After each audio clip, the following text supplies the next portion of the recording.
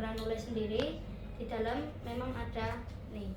Ini sebenarnya aslinya itu dari rambut sapi, cuman ini karena ada benang yang copot, jadi tak pakai benang yang sudah rusak. Ini dilapisi dulu, dan di sini kita buka. Jadi ini memang kalau mau ini bungkus ini butuh ketelitian yang khusus. Nah, sebenarnya siapa aja sih orang-orang yang boleh menulis mezuzah, Torah, terus habis itu tefilin yang di dalam gulungannya itu cuma aslinya untuk orang-orang yang hatinya bersih, itu pikirannya bersih dan orang-orang benar saja.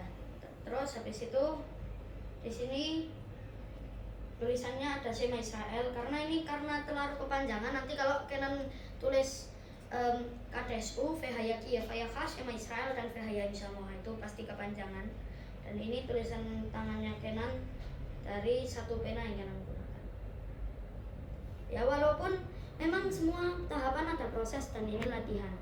Nah, terus ini yang buat tangan. Mari kita bawah. Terus ini nanti bisa dikembalikan lagi.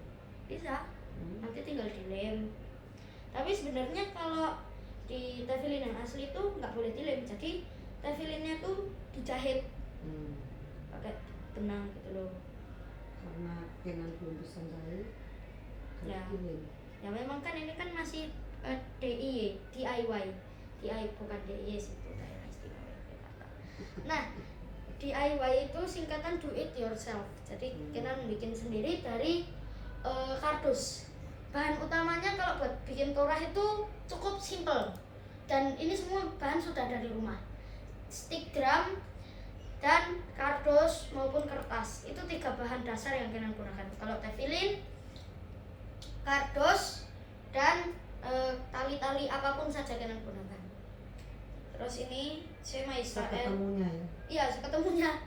Nah, ini tapi karena dulu Kenan kurang memaham soal apa sih dalam tefilin, Kenan malah menulis Bereshit. Kita Bereshit 1 ayat 1. Tapi tetap kalau dalam kitab Bereshit, Kenan sekarang sudah bisa sampai Yom Sheni. Jadi kayak Kenan itu ngafalin setiap hari dan Kenan baca. Bereshit bara Elohim et hashamayim ve'et haaretz, ve'haaretz hayeta tohu vavohu, ve'choshech al pene tehom, ve'ruah Elohim merachefet al pene hamayim. Vayomer Elohim yehi or vayehi or. Bayar Elohim et haor kitov. Vayabdal Elohim ben haur uven hachoshech. Vaikara Elohim leor yom lechoshech. Kara laila vayi eref vayi boker yom echad. Terus dan seterusnya. Kan memang itu kalau kita jelasin satu persatu tentang sampai yom Sabat atau hari ke-7 itu pasti akan memakan waktu yang lama. Jadi ini kurang lebih sampai Bereshit bara Elohim et hashamayim ve'et haaretz sampai situ. Tapi ini masih ada banyak slot, dan ini sekarang kita bongkar lagi isi yang tefilin ini. Karena memang hari ini spesial bongkar membongkar. Kalau aslinya itu bongkarnya dari bawah, tapi karena ini sudah dilem rekat, jadi dari atas. Itu kalau bongkar pasang gitu jadi rusak. Enggak, Kenan tahu cara mengelem yang rapih bagaimana, dan memang sudah ada keahliannya. Kenan setiap hari bongkar pasang untuk memperbaiki tulisannya, karena kadang kalau tintanya melabur, Kenan ganti lagi dengan gulungan yang baru. Itulah yang susahnya untuk simulasi pembuatan tefilin. Dan nanti kalau ada waktu tak tunjukin bagaimana cara pembuatan tefilin. Memang ada di Tefilin Beit El, bukan endorse, tapi memang itu Kenan lihatnya dari situ. Nah, tapi ya memang untuk Tefilin Beit El di Israel aku bukan endorse, tapi memang pertama kali lihat cara pembuatan tefilin, kenapa ini jadi gini? Di situ. Nah, ini walaupun tulisannya agak rusak sedikit, tapi ya beginilah. kurang lebih ini waktu awal-awal merintis bikin tefilin itu belum tahu. Bunyinya apa itu? Udah yang mana? Udah nggak jelas, ini udah kayak gini rusak-rusak nanti. Nggak jelas, tapi waktu membuat itu bunyinya apa? Dah lupa. Aduh. Nah terus ini mana nih lagi kita. Nah ini yang kecil, ini sebenarnya orang banyak ngira nih, udah pernah tak tunjukin ke semua orang karena ini udah dibawa. Tapi sayangnya ya ini tuh orang-orang kadang ngira, oh ini tuh kecil, semua orang meremehkan yang kecil-kecil. Ini tuh dalamnya tetap ada gulungannya. Mari kita buka. Ini sekarang. Nah, ini momen penentuan apakah beneran ada. Oke, ini mari kita pas dulu. Terlalu kencang. Oke, ini dia. Nah ini di dalamnya, di sini ada gulungan. Nah benar ada gulungan. Tapi bedanya dengan yang lain, ini karena kecil tak remet. Ini juga isinya Shema Israel. Dan yang satunya mana ini? Yang satunya ini, nah ini di sini. Ini kita cek kadang kalau di dalam. Kalau tefilin itu jenisnya sama semua? Beda. Nah makanya ini bikin beberapa jenis. Ini karena memang tadi sengaja tak bongkar, harus bikin ulang, jadi nggak bisa ditunjukin waktu makainya. Jadi nanti tak perbaiki lagi. Tapi kalau memperbaiki itu sambil menunggu, tak colokin di situ dulu apa itu lemnya biar nanti baru melem-melem. Enggak yang ada di sini. Ini juga di sini apa ini? Nah ini di sini banyak. Ini ada lem. Nah ini bahan dasarnya itu memang bahan dasar yang sederhana. Memang kalau orang biasanya makainya itu bahan-bahan yang kayak apa? Oh kualitasnya harus premium apa segala macam.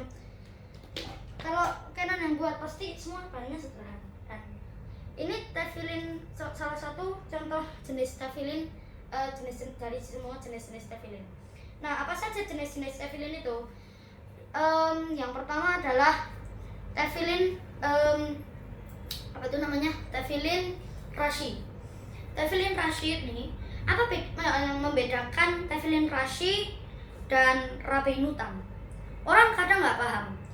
Oh pasti Rabbeinu Tam itu lebih ukurannya lebih besar atau Rashi itu ukurannya lebih kecil.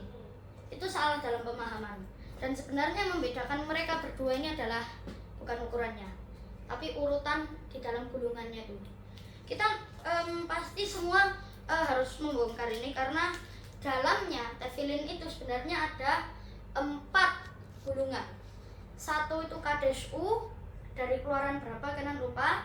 Terus Kadesh U, Vehayaki Yevayacha, Shema Israel, ulangan 6 ayat 4, dan Vehaya Im Shamoa. Nah di sini memang di sini yang sebelum apa ya, memang ini bongkarnya nggak terlalu. Nah ini cara makainya itu biasanya kan kalau tefilin yang biasa gini itu kan kayak gini, terus langsung di gini, begini, terus gini. Ini buat tefilin shel rosh. Nah ini tefilin sheliat dan ini tefilin shel rosh. Tefilin sheliat itu untuk tangan dan tefilin shel rosh untuk kepala.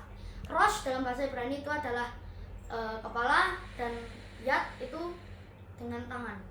Nah jadi apa yang membedakan dengan ini? Ada dua hal yang membedakan dari ini. Yang pertama, alasan kenapa kita kalau kita masih single, kita belum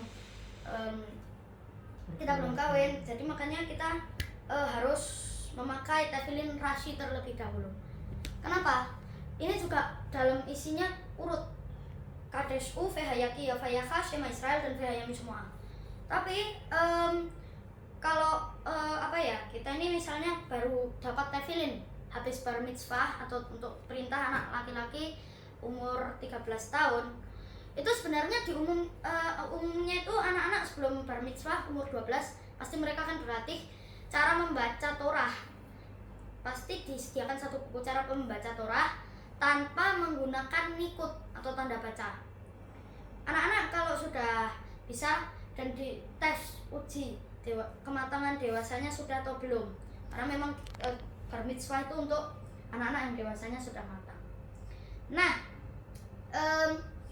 setelah itu kita seperti memang apa ya istilahnya, memang kalau kita menggunakan tefilin rashi itu kita memang ya kayak untuk orang single.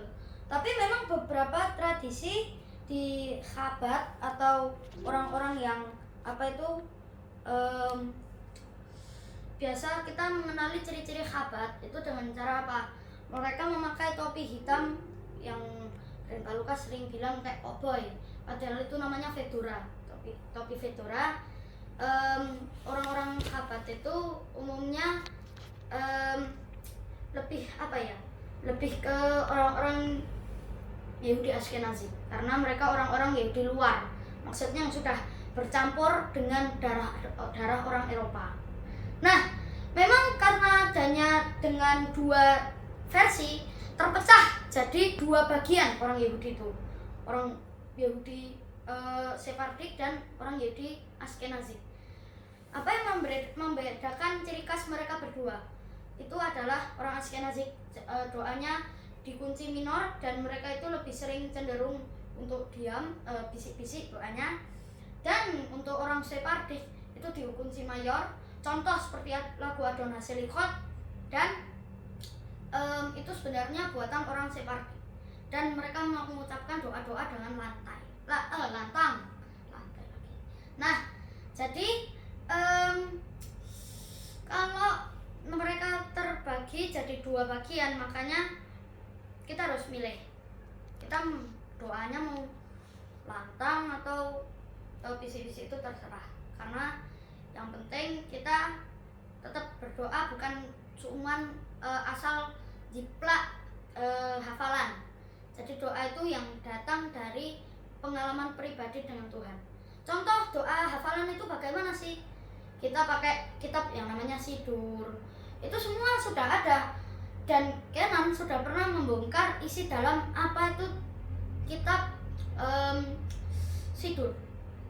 Kitab Sidur semacam seperti kitab-kitab yang disusun-susun, doa-doa yang sudah ada.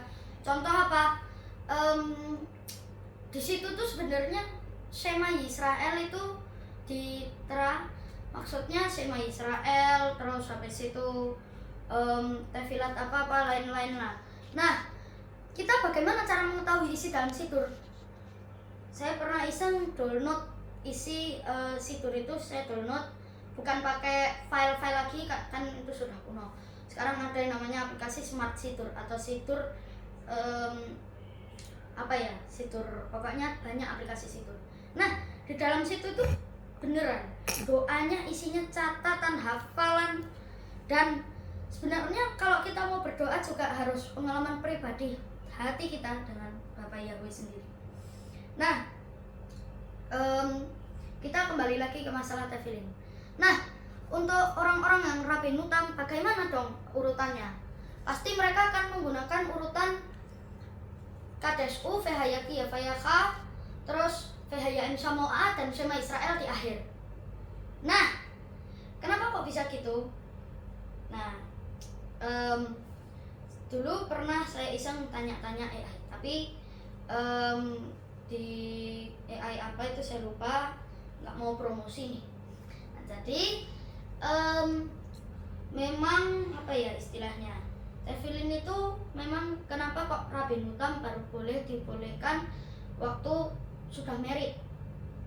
Nah, alasannya adalah kalau untuk yang rashi, pikiran orang yang baru memasuki usia dewasa itu seperti anak-anak yang baru bar mitzvah umur 13 tahun.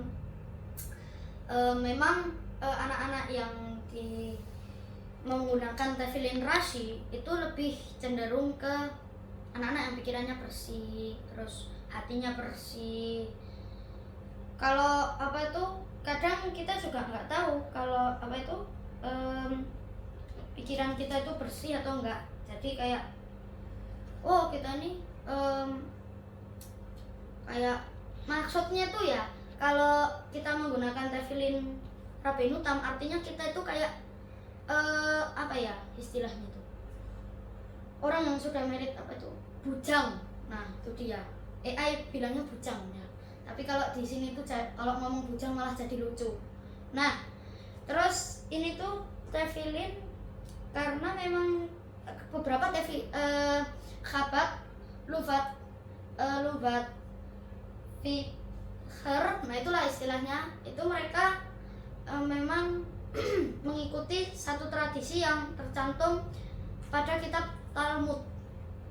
Nah, yang kalian tahu Talmud itu isinya itu hujatan kepada Yesua, kayak Yesua masuk neraka, terus apa segala macam, Yesua memberontak. Itu sebenarnya saya nggak suka kitab Talmud karena memang isinya hujatan kepada Yesua, dan memang isi dalam Talmud itu mengerikan. Jadi makanya kayak apa ya, jangan pernah sekali-kali mengikuti, kita itu berusaha untuk menjadi orang-orang Yahudi, karena memang kita ini kita berasal dari bangsa Goyim, tapi kita memang dapat anugerah keselamatan dari Yesua HaMashiach. Nah catatan yang saudara perlu ketahui yaitu adalah kita sekarang nggak perlu kayak kita ini dituntut harus menaati 613 perintah atau mitzvot yang tertera, karena memang zaman dulu pada bangsa Israel sebelum ada Yesua, mereka tuh melakukan mitzvot itu dengan susah payah. Seperti salah satu dari 613 mitzvot itu adalah yang paling anak-anak muda sekarang jarang taat, itu apa? Hormatilah ayah dan ibumu. Kadang, aku mau dibeliin iPhone 17 Pro Max, terus tiba-tiba, bentar ya nak, kita belum bisa beli itu, kita nggak punya uang. Wah, mama jahat, aku mau kabur dari rumah ini. Itu namanya nggak menghormati orang tua. Nah kadang juga ada orang yang ngonek ke saya itu jargoni. Apa itu jargoni? Tanya ke Markas. Bisa ngajar, ngajari, tidak bisa melakoni. Nah sebenarnya kalau saya itu memang kalau lagi belajar, jadi makanya maklum untuk lokal Keilat Alif tahu kok bisa ngomong oke nanti ini jargoni. Nah itu memang istilah Jawanya gitu. Sebenarnya kalau kita ngomongin ke orang gitu ya, terus kita ngomong itu jargoni, kamu itu jargoni, nah itu menghakimi. Nah terus juga ngomong-ngomong soal menghakimi, kita juga nggak boleh menuntut teman kita yang belum bisa kosher. Contoh, ada nih temennya kita yang memang baru habis dibaptis, habis percaya kepada Yesua, tapi dia masih belum bisa melepaskan kenapa dia masih bisa makan babi. Nah itu kita bisa maklumi karena memang mungkin dia dulunya itu Kristen, dan dia belum bisa melepaskan, kita maklumi aja. Semua tahap belajar, tahap proses untuk menjadi kosher. Jadi makanya kalau kita mau jadi kosher itu dalam bahasa Ibrani artinya itu tahor atau bersih gitu loh semua. Jangan juga kita menghakimi, kamu ini tame, kamu ini nggak bersih makanannya, kamu udang babi terus cumi. Nanti kalau kita gampang menghakimi, itu kita dimasuki spirit Farisi gitu loh. Nah jadi untuk sekarang ini kita nggak perlu ribet-ribet juga. Kita kayak harus dituntut kita pakai tefillin, harus setiap ibadah kita pakai tefillin. Dan sebenarnya untuk orang-orang yang kayak gitu, kayak setiap hari pakai tefillin, itu saya sarankan kalau memang kalau kamu mengikuti halakha, itu menurut halakha ya, itu kita kalau mau menggunakan tefillin nggak boleh pada hari Sabat, nggak boleh pada hari raya besar maupun hari raya kecil. Nah, kenapa tujuannya sih? Kayak Yom Kippur, kita nih mengingati ya orang-orang bangsa Israel dulu menaati 613 mitzvot dengan cara mengorbankan anak domba atau lembu, sapi dibakar di dalam satu misbah apa itu namanya, misbah olah, itu misbah olah, misbah bakaran, korban bakaran yang besar itu untuk kita memasukkan ternak-ternak yang memang sudah diberkati oleh imam besarnya, dan dosa kita dulu itu dipindahkan ke hewan itu. Kok bisa sih? Nah, karena pada zaman dulu itu domba itu kan binatang kan juga gak, sampai sekarang ya binatang itu kan nggak punya dosa gitu kan. Dia maksudnya bukan nggak punya dosa, nggak punya jiwa lah istilahnya, maksudnya nggak punya roh gitulah, nggak punya roh. Nah, tapi makanya jadinya malah dosa kita dipindahkan ke hewan itu. Nah, terus ngomong-ngomong soal tabernakel, udah pernah saya jelaskan di video yang Kenan menerangkan soal tabernakel. Nah, seperti itu. Tapi untuk sekarang ini saya akan menunjukkan beberapa bikinan-bikinan dari kardus yang tentunya ini memang saya sendiri yang bikin, nggak dibantu siapa-siapa, karena semua dari keluarga saya yang paling suka bikin gini itu saya. Kadang suka dimarahin, "Mami, kamu nanti kalau habis bikin kayak gini nggak diberesin lagi." Ya memang saya mengaku salah karena kadang saya tinggal gitu. Nah, ini kita akan mencoba memperbaikinya. Caranya bagaimana? Kita lihat dulu. Saya memang bikin ciri khas dari semua ini. Caranya gimana? Kita membedakannya, ini yang punya ini kita lihat. Oh, kalau ada tanyanya atau ada mahkota-mahkotanya, ini berarti di dalam sini. Nah, itu saya tahu. Nah, ini mari kita periksa satu persatu di sini. Ini berarti kalau saya tulis yang Shema, itu artinya saya nulis di yang Tefillin Selros untuk Rabbi Hutam. Ini untuk saya supaya bisa bisa bikinnya lebih biar bisa saya kalau besok gede udah bisa bikin tefillin sendiri, ya bagus lah. Nah, jadi prosesnya nggak segampang yang kita kira. Contohnya bagaimana caranya nih? Ini kita harus beginikan dulu. Ini kita ikat di sini. Terus ini kita masukkan ke dalam sini. Nah, ini seperti ini, kita masukkan lagi ke sini. Kadang memang kalau gini tuh kadang banyak gagalnya. Nah, beruntung sekarang ini berhasil. Dan kalau kita masih banyak sisa, solusinya satu, kita beginikan supaya lebih hemat uang.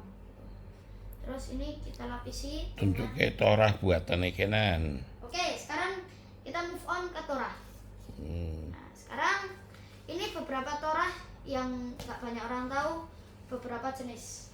Pertama, ini jenisnya adalah Torah Askenazik. Torah Askenazik ini lebih cenderung orang-orang Yahudi Eropa lebih suka menidurkan Torah mereka. Jadi memang karena banyaknya tradisi yang tergoyahkan ya, kayak misalnya apa itu istilahnya, kita kalau orang Askenazik dulu itu kan Yahudi, orang-orang Yahudi awal, orang-orang Yahudi yang keturunan Timur Tengah asli, masih berkulit coklat, yaitu orang-orang Yahudi Mizrahi. Tapi seiring perkembangan zaman, mereka berdagang ke Spanyol. Nah, sebenarnya orang Yahudi itu karena kan kita tahu sejarah, orang Kristen sudah membuat sains, terus apa segala macam, terus astrologi itu yang mengamati luar angkasa, ya, yang orang-orang pada bilang Astronomi. ya astronomi itulah. Nah terus setelah itu kalau orang Muslim udah bikin matematika, terus rumus apa gitu. Nah orang Yahudi itu urusannya tentang uang. Makanya sampai sekarang mereka itu orang-orang Goyim mengecek orang Yahudi itu kadang mengecek soal sejarah uang gitu loh. Mereka kayak oh nggak duitan gitu. Nah sebenarnya mereka karena nggak punya ide lain, karena semua sudah dibikin, jadi makanya mereka berdagang gitu loh. Mereka berdagang ke Spanyol, jadilah orang Yahudi Sephardic. Terus juga mereka ke Eropa, nah itu jadilah orang Yahudi Ashkenazi. Nah ini sekarang saya akan tunjukkan Torah Yahudi Ashkenazi. Ini memang saya acak-acak isinya, memang nggak semuanya urut, jadi seperti ini. Nah sebenarnya teman-teman kalau mau bikin gini tuh kan di rumah masih bisa, cuman kalau masih kurang bahan kayak stick drum belum punya, bisa pakai stick es krim, terus kertas origami, terus tinggal dilem pakai lem fox. Nah itu bikin torah simple yang kecil, terus dilapisi kertas lagi. Nah jadi ini cara menutupnya lagi, beresinnya gimana? Biasanya orang Yahudi itu menggulungnya gini, ditutup. Nah terus diambil mana nih? Diambil semacam kayak penutupnya gini, kayak gini. Aslinya itu yang asli itu kalau nggak tek gitu, itu pasti kayak ada apa itu namanya, yang bisa suaranya serak-serak itu dia lah pokoknya, saya lupa namanya. Nah di sini ditutup. Nah saya memang buat desain penutup Torah ini aslinya Torah itu dari kain, tapi ini karena memang kita sekali lagi bikin sendiri, ini dari kertas dan kardus dan stick. Nah di sini apa saja yang saya jelaskan?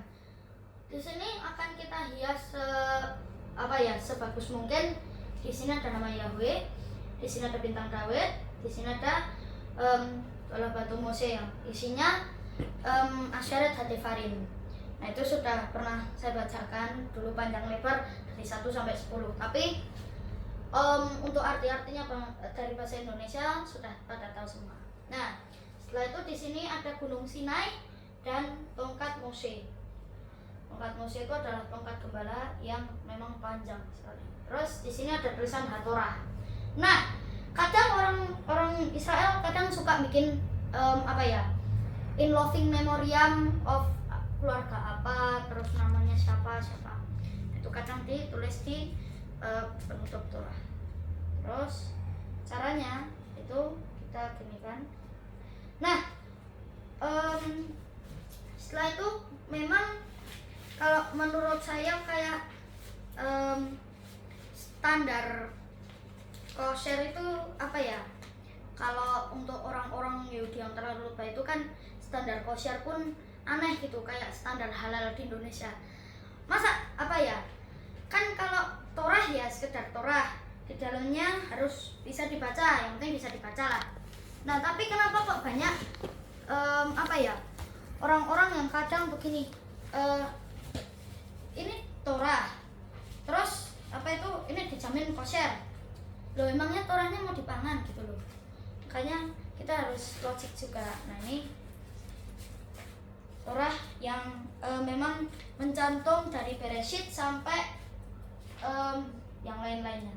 Jadi ini kalau Torah yang Torah Nevi'im Ketuvim di sini tuh, kalau Ketuvimnya belum ada karena kayak Mazmur apa segala macam belum ada karena memang bahannya terbatas.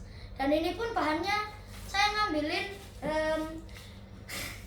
ngambilin catatan-catatan buku dari grandma saya. Nah ini catatan-catatan zaman dulu, buku buat apa ya, kertas-kertas lagu puji-pujian. Nah ini di sini ada kitab Kejadian, Keluaran, Imamat, Bilangan, Ulangan. Ini 5 kitab Mose ya, dalam bahasa Ibrani Bereshit, Shemot, Vaikra, terus habis itu Bamidbar sama Devarim. Nah lanjut ke Ketuvim, Neviim, Torah Neviim. Neviim itu ada Yosua, Hakim-Hakim, Raja-Raja, Yesaya, Yeremia dan seterusnya. Nah setelah itu selanjutnya Ketuvim ada Mazmur dan seterusnya. Nah yang orang-orang Islam kenal Zabur itu sebenarnya kayak Mazmur itu tuh Mizmor semua. Siapa yang buat? Itu Daud. Nah atau Dawid yang buat. Dawid karena apa ya, memang dia dari kecil punya talenta seperti bermain harpa atau seterusnya. Nah untuk Torah Ashkenazik yang seperti ini memang desainnya ada yang buat gripnya ini. Karena kalau kita tahu desain yang kayak begini kadang satu turun satu naik. Ini supaya menyesuaikan. Orang Yahudi memang kadang bikin yang seperti ini. Nah terus ditutup seperti ini. Ini ditutup seperti ini. Nah setelah itu pembungkus Torahnya sekarang kita akan bahas lagi. Desainnya memang desain lebih simpel. Kenapa? Torahnya soalnya lebih besar. Kalau Torahnya kecil gampang. Tapi memang ini karena desainnya lebih simpel supaya lebih estetik. Nah, di sini ada seperti biasa bintang Dawid dan di sini ada tulisan Hatorah. Hatorah. Cuman di sini ada tulisan, memang banyak digambar-gambar. Nggak nulis panjang kayak Anoki ya Wiloke kalau ya kalau kemarin kalpannya dan seterusnya, karena kebanyakan mereka lebih menyimpulkannya kayak alef bet gimel dalet he waw zain het tet yod sampai yod, itu kan 10. Mereka mengkode morsekan kalau ada 10 perintah yang tercantum dalam Torah Sepikta atau dua loh batu itu sendiri. Kan masuk dalam kategori Torah Sepikta. Kenapa kok ada jenis-jenis Torah itu? Kita sekarang orang-orang Nasrani yang percaya kepada Yesua Masiah itu pasti kita punya 3 jenis Torah. Apa saja itu?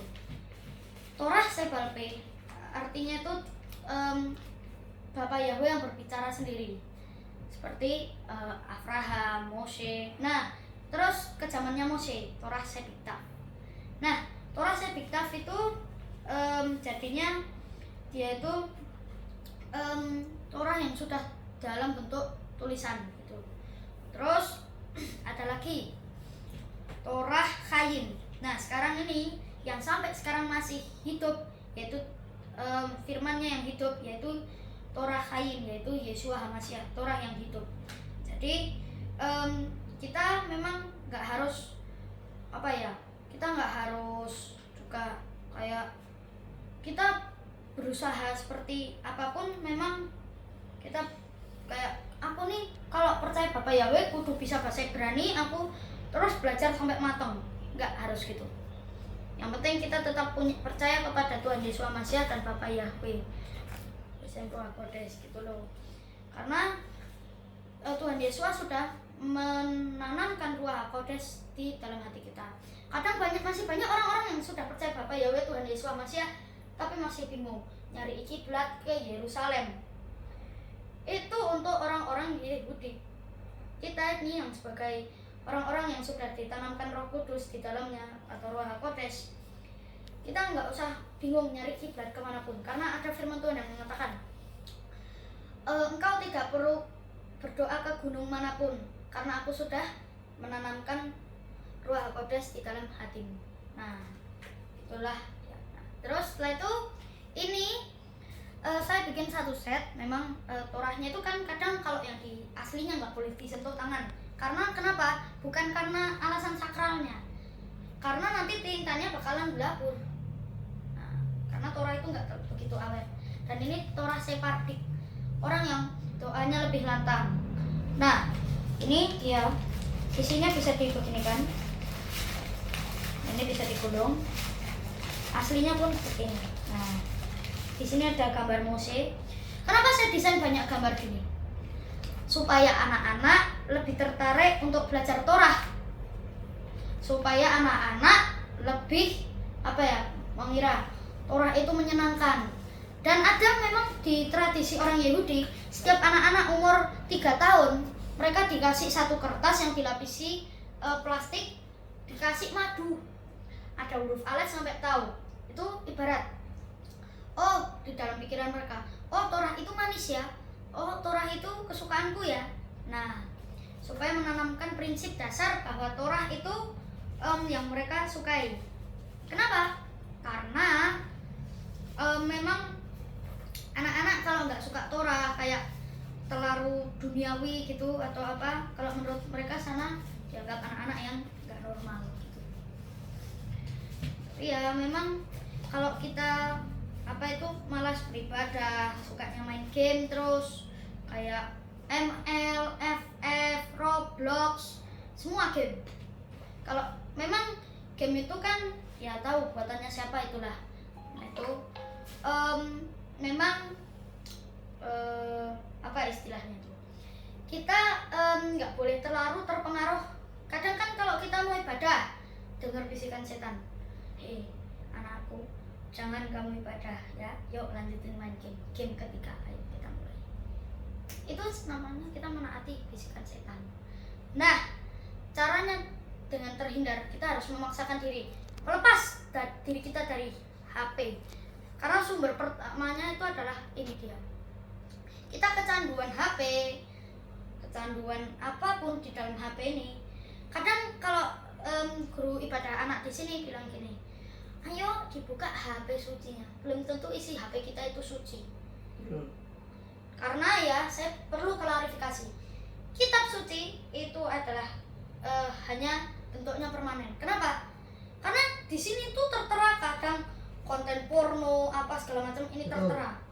Makanya kita jangan mudah percaya ngomong HP suci. Jadi makanya memang HP itu memang tidak didesain suci gitu ya.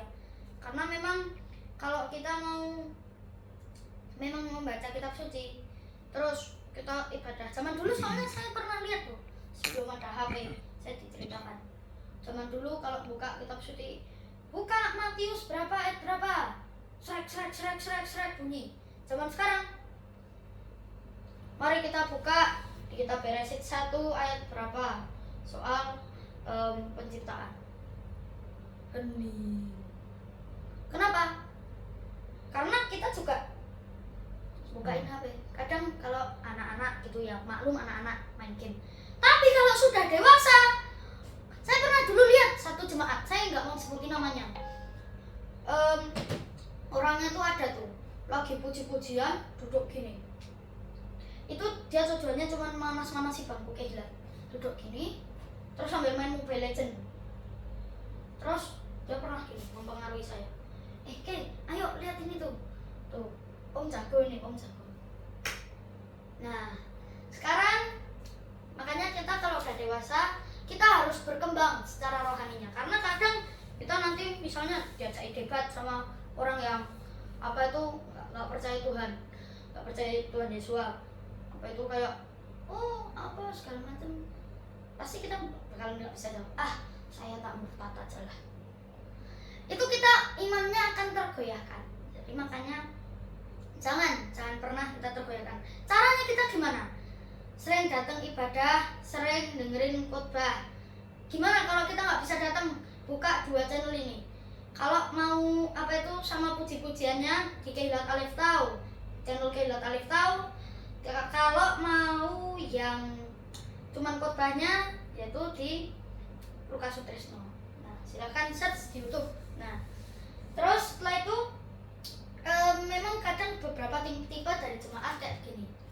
Mari kita buka kitab apa? Oke, semua sudah pada buka kitab. Maklum, kadang zaman sekarang uang pun juga digital gitu ya. Buka. Pacarku WA, sini. Bales sih sampai lama. kadang orang gini, oh orang ini kok lama banget megangin HP. Kadang ada jemaat yang lirik, oh alah siangnya betul lagi, duh lagi. Itu kita pasti imannya nggak bakalan berkembang, karena yang di dalam pikiran kita cuman, oh pacarku kapan balas WA aku, oh bosku nyuruh aku besok apa, oh sekolahku nanti bakalan gimana. Kita jangan mikirin itu. Yang pertama, inti dari ibadah adalah puji-pujian. Yang kedua adalah khotbah. Dan memang yang paling pertama yang harus kita tanamkan di dalam hati itu apa? Firman-Nya dari Bapa Yahweh. Jadi makanya kita nggak boleh terlalu nyepelekan ya. Kayak contoh apa itu? Oh kita ibadah sih 5 menit lagi, tak main HP dulu. Kalau saya gitu tuh harus apa ya, mandi atau siap-siap setidaknya. Kalau lagi kalau sebenarnya saya jujuran dengan orang-orang. Saya kalau mandi itu kalau lagi mood, kadang nggak mau mandi, kadang keren malu kasih. Kenan mandi dulu, bau kamu nggak mandi 5 hari, nggak saya kadang terpengaruh HP, karena memang saya kadang lagi belajar untuk lebih disiplin, untuk lebih terlepas dari HP, untuk terlebih lepas dari dunia digital. Jadi soalnya saya juga mau respect dengan orang-orang Yahudi Hasidik yang ada di New York. Anak-anak umur segitu itu mereka belum dikasih HP.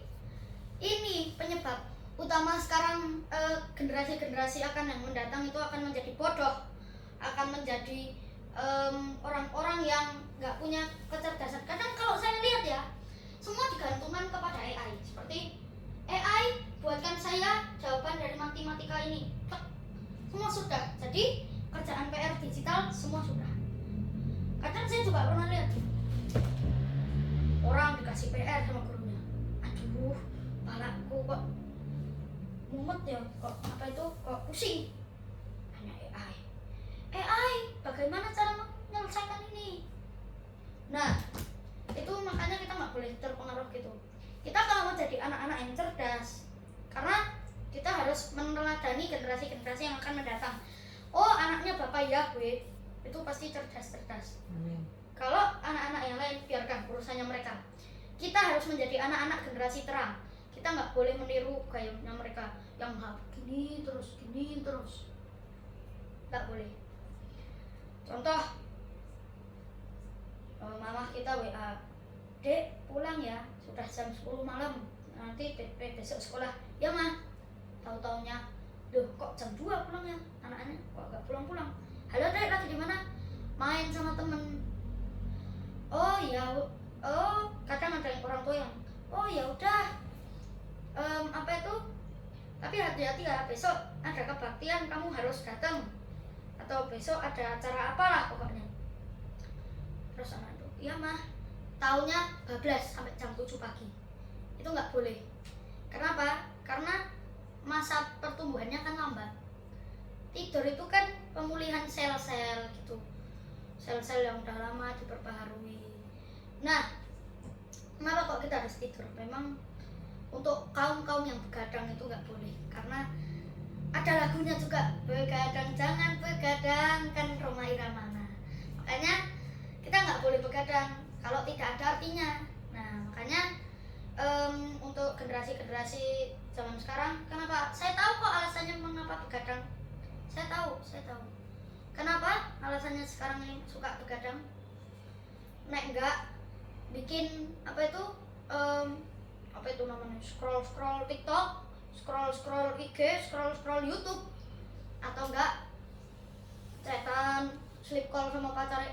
No, saya sebelum tidur itu ngapain? Kalau anak-anak lain masih pada main Roblox, saya enggak. Saya tuh kalau sebelum tidur tuh memang harus jam 10 HP sudah mati, saya harus segera tidur. Tapi memang ini kalau jam 10 saya memang karena HP-nya sudah dimatikan, saya memang tapi ya memang karena sekarang ini lagi bikin materi, makanya saya nggak boleh apa ya istilahnya, saya nggak boleh tidur dulu, ini saya harus gimana menerangkannya terus. Jadi makanya gitu. Nah, saya akan tunjukkan bagaimana bentuk dari teflon yang ini memang sebenarnya bukan kategori asli, tapi ini kategori yang termasuk teflon yang dibikin mirip asli. Karena memang kadang nggak banyak orang tahu yang bilang, oh teflon ini tuh teflon yang asli gitu loh. Dibilangnya pasti, oh ini tuh teflon yang asli, itu nggak boleh anak-anak pakai. Ini tuh namanya toy teflon. Toy teflon itu apa? Teflon mainan. Ini buat mainan edukasi anak-anak supaya nanti umur 13 tahun bar mitzvah itu mereka sudah tahu cara pakainya itu gimana. Nah, ini pertama itu ada tutupnya seperti ini. Nah, terus doanya itu gimana? Baru kata Yahweh Eloheinu melech haolam asher kitsanu bemitzvotav vejivanu lehaniah tefilin. Nah, caranya bagaimana? Ini kita beginikan dulu. Ini kita rapatkan sesuai ukuran dengan tangan kita. Lilitkan 3 kali ini di tangan. Ini membentuk huruf shin. Terus ini kita lilitkan lagi. Ciri-cirinya yang apa itu yang mainan itu apa? Pertama, ada tulisannya this is a toy. Ini menandakan ini berarti mainan. Nah, terus kalau kita mau simulasi cara pakai teflon, nah ini seperti ini kan. Tapi selama proses, kalau menurut halakha itu kita nggak boleh ngomong gitu ya. Nah, di sini ada cara pakainya, terus gini kan. Ini begini, terus kadang kalau yang kita yang sudah agak pro menggunakannya kadang kayak gini, terus gini dan gini. Tapi karena orang yang masih awam menggunakan teflon, ya pasti mereka pakainya gini, gini dan gini. Nah, setelah itu kita ambil teflon yang shell rose buat kepala. Nah, teflon yang shell rose itu ada 2 warnanya juga. Nah, mari kita buka. Nah, ciri-ciri kedua apa? Shinnya tuh ada warnanya dan ini nggak ada teksturnya. Dan bahannya dari plastik. Jadi ini gampang rapuh ini. Dan terus di teflon yang seperti ini, mari kita. Nah, ini kalau kita sudah siap posisinya begini, ini harus memang hitam gini, lalu gini. Baru kata Yahweh Eloheinu melech haolam asher kitsanu bemitzvotav vejivanu al mitzvah teflin. Nah, terus ini kita masukkan gini. Nah, apa step yang selanjutnya kita lakukan? Nah, itu yang menjadi pertanyaan. Kita langsung lanjut doa. Kita mau mulai dari apa? Shema. Tapi aturan menggunakan teflon itu ada. Hari Sabat gak boleh, Yom Kippur gak boleh, dan satu lagi, kan setiap hari raya gak boleh, dan satu lagi, kalau kita sudah waktu terakhir untuk menggunakan teflon itu adalah sebelum matahari terbenam. Karena kalau udah matahari terbenam, itu artinya Tuhan sudah suruh kita, oh kamu harus tidur, tapi kamu jangan lupa anakku untuk berdoa. Nah, ini memang juga cenderung lebih kecil. Nah, cara melepasnya bagaimana? Ini kita buka kan seperti ini. Nah, ini terus untuk yang lebih cepat gini. Nah, untuk simulasi, kalau nggak ada meja di sekitar kalian, pegangin dulu.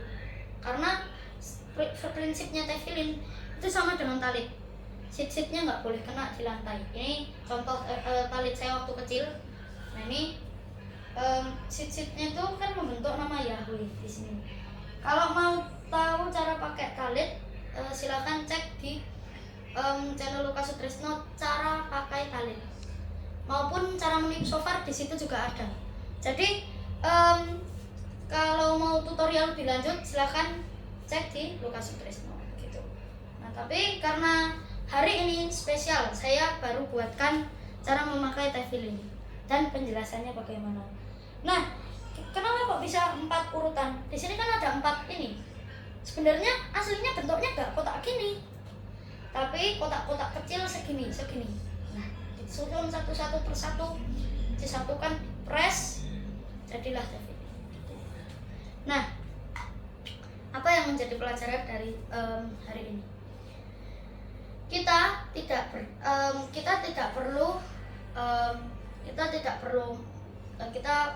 nggak boleh kayak wah kita ini nggak sanggup melakukan 613 perintah, tapi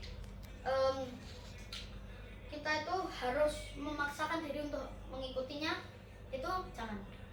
Kalau memang benar-benar satu dari itu kita tidak sanggup, kita nggak apa-apa nggak mengikutinya, karena kita pun memang saya bukan menghilangkan Torah, tapi memang Tuhan Yesus sudah sekali lagi Dia adalah Tuhan yang Maha Pengampun dan Maha Penyayang.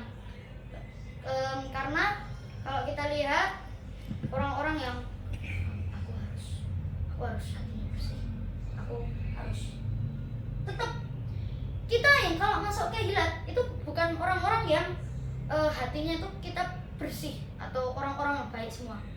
Kita adalah orang-orang yang harus diperbaiki. Kehilat itu ibarat bengkel. Kita semua harus diperbaiki. Hatinya kita yang dari yang lama kita harus perbaiki. Kita yang suka mengumpat, kayak contohnya, ini contoh ya, saya bukan ngomong. Contoh, dulu kita suka gini, weh lagi ngapa? Oh lagi macul, lu jatuh cok. Nah, itu nggak boleh. Kita harus perbaiki diri kita. Kenapa? Karena kita harus selalu, kita itu selalu untuk berusaha kita menjadi orang-orang baik di dalam Kehilat ini. Karena seharusnya kita menunjukkan kepada dunia bahwa anak-anak Bapak Yahweh itu anak-anak yang baik. Amin. Sukses besar bagi Bapak Ibu Saudara sekalian.